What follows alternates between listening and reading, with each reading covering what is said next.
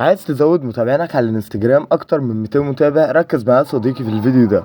طيب الفولورز دي كلها وصلتني من خلال استخدام الموقع اللي معانا النهارده، فركز معايا كده وعايزين كلنا نصلي على النبي ومن غير كلام كتير ندخل على الموقع اللي معانا النهارده على طول.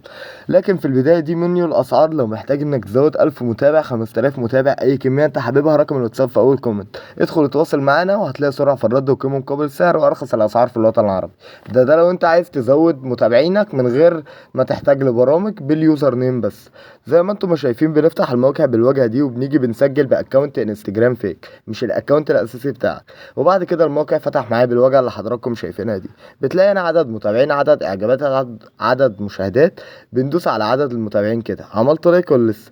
هنبتدي بقى اللي احنا نيجي هنا كده يا جماعه على اسم المستخدم ده ونكتب اسم المستخدم بتاع حسابنا على الانستجرام الاساسي. وبعد كده هنيجي في عدد المتابعين كده يا جماعه ونبتدي اللي احنا نكتب 280 متابع وبندوس على ارسال. هتسيب الموقع يبعت مع نفسه اكبر كميه من المتابعين. فلو ما عملتش لايك والله انا ما عارف اقول لك ايه. وبعد كده هنبتدي اللي احنا نروح نفتح انستجرام بالصلاه على حبيبك النبي. كل الفولورز اهي بدات اللي هي توصل لي من خلال استخدامي للموقع اللي معانا النهارده. فجرب الموقع ده وقول لي رايك في التعليقات، اللينك هسيبه لك في اول كومنت. وما تنساش انك تشترك معانا، عايزين نوصل ل50,000. وفي النهايه صلي على النبي.